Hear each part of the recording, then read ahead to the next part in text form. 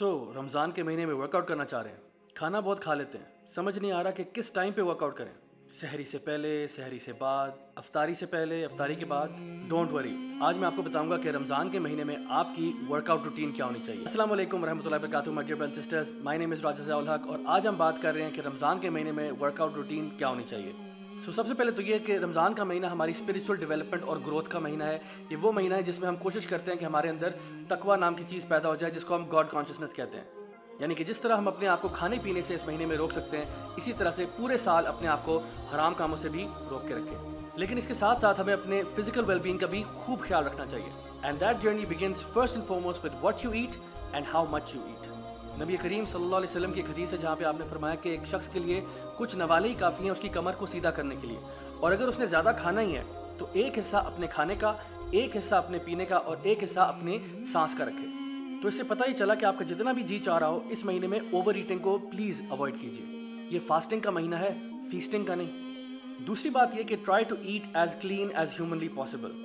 आई know कि बहुत सारे लोगों के लिए रमज़ान के महीने में समोसों और पकौड़ों की टेम्पटेशन को रेजिस्ट करना बहुत मुश्किल हो जाता है, लेकिन बहुत सारे हेल्दी ऑल्टरनेटिव्स भी हैं, जैसा कि आप चना चाट, फ्रूट चाट और इस किस्म की चीज़ें खा सकते हैं जो कि आपके लिए हेल्दी हैं और आपकी बॉडी को खूब न्यूट्रिशन प्रोवाइड करती हैं। जितनी ज़्यादा खुराक आपकी अच्छी होगी, वेल बैलेंस्ड होगी, उतना ज़्यादा आप अच्छा फील करेंगे all through out the month of Ramzan and even after that. So make healthy choices and eat right. अब हम आते हैं आज के अहम मसले की तरफ, और वो ये कि रमज़ान के महीने में ऊपर से कोरोना वायरस की आउटब्रेक की वजह से चूँकि ज़्यादातर लोग एक लॉकडाउन की सिचुएशन के अंदर हैं, अब हम इस सिचुएशन में जब जिम्स भी बंद हैं तो वर्कआउट कैसे करें। तो इसमें पहली बात ये कि रमज़ान के महीने में वर्कआउट तो फिर भी करना पड़ेगा, क्योंकि जान है तो जहान है।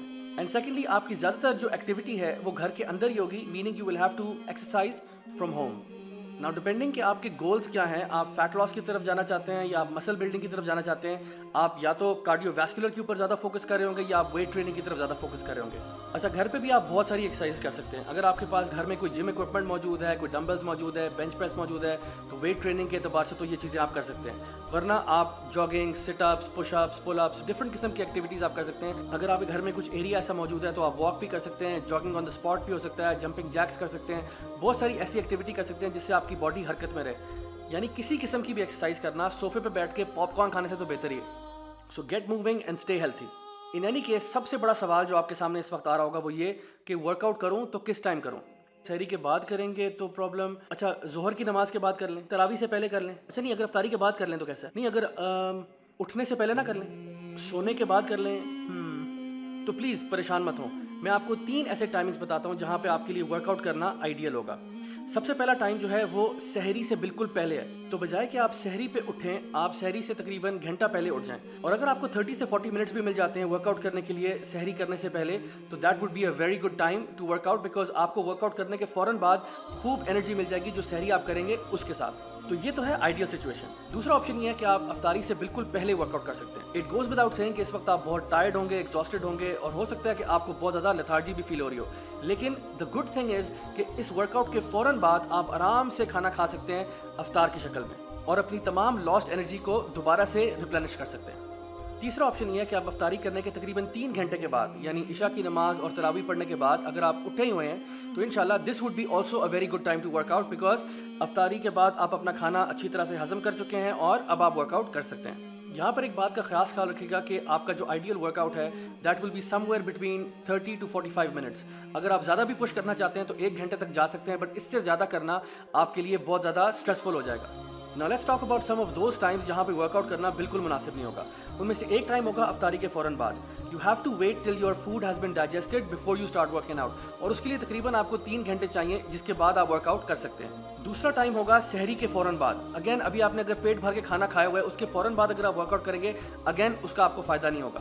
और एक और टाइम ये भी कि दिन के बीच में भी कहीं वर्कआउट करना मैं समझता हूँ मुनासिब नहीं होगा, क्योंकि अगर आप वर्कआउट करेंगे और उसके बाद आपको प्यास भी लगी हुई है, भूख भी लगी हुई है, तो अपने आप को खामखा मुसीबत में डालना कोई अक्लमंदी नहीं है। और सबसे बड़ी बात है कि इसमें डिहाइड्रेशन का भी खतरा मौजूद है। सो अब आपने करना यह है कि आपने इफ्तार और सहरी के बीच में जो आपको टाइम मिलता है उसमें खूब ज़्यादा फ्लूइड्स पीने, स्पेशली पानी का खूब इस्तेमाल करें, जितना हो सके पानी पिएं, ताकि आपके वर्कआउट के लिए भी और पूरे दिन के लिए भी आपकी जो वाटर सप्लाई है जिस्म के अंदर वो मुनासिब लेवल पर रहे और आप डिहाइड्रेट ना हो जाएं। And remember guys, at any point अगर आपको ऐसा लगता है कि आप डिजी महसूस कर रहे हैं, आपको नौजिया हो रहा है या आपको चेस्ट पेन्स हो रही हैं, तो stop working out immediately and consult your physician ASAP। Know your limits, इंसान को इतना भी हीरो नहीं बनना चाहिए। Finally guys, I want to conclude with this हदीस ऑफ द प्रॉफिट सल्लल्लाहु अलैहि वसल्लम, जहाँ पे आपने फरमाया कि अल्लाह ताला को कवी मोमिन ज़्यादा पसंद है as compare to a weak believer.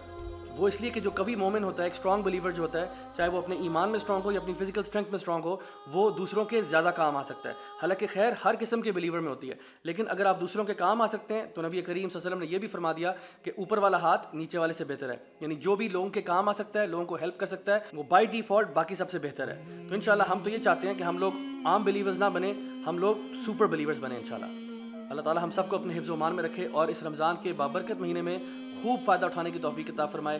Until next time, this is me Raja Zia ul Haq signing of. वस्सलामु अलैकुम व रहमतुल्लाहि व बरकातुहू।